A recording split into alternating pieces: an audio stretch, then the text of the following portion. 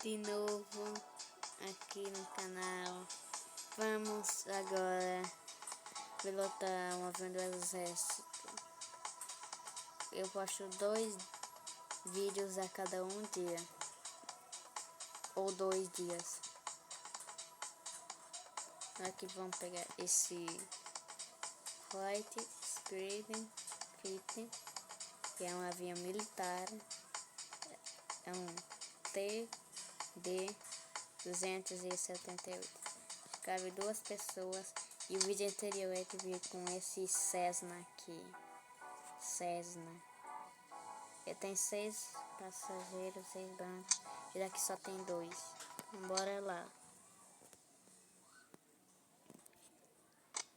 Galera, vamos aqui em um novo. Vamos nesse aeroporto aqui. Aeroporto do Recife. Vou pegar esse aeroporto aqui do Recife. Vamos pegar esse aeroporto aqui do Recife. Deixa eu pegar 110 km. Pronto, pegou. Vamos decolar. Vamos fazer um voo bem curtinho.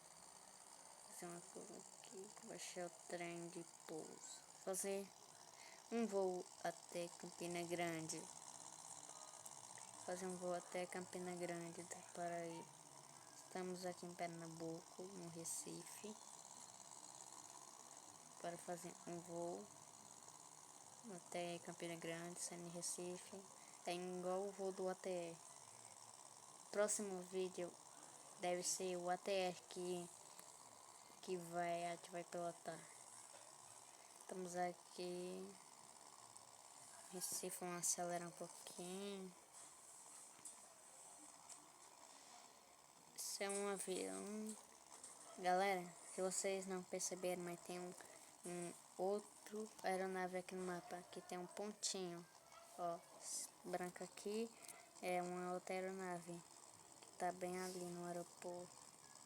Tem 2 aeronaves aqui no mapa. Vamos pousar naquele aeroporto. É um voo bem curtinho, galera. Voo bem curtinho. Voo bem curtinho.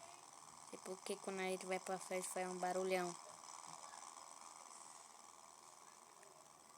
Diminuir amanhã da velocidade, abaixar o trem de pouso, poder fazer uma descida até o aeroporto de Campina Grande. Um voo curto. Eu acho que esse aqui vai ser o voo mais curto que eu já fiz. Foi 3 minutos já. Vamos aqui pousar. Pousar aqui. Esse avião. Um avião militar. Que é aquele ali no radar. Aqui. Ele tá vendo o avião. Tá aparecendo o teco-teco cena que a gente não é um Cessna. Enfim, vamos pousar aqui. Pousamos aqui.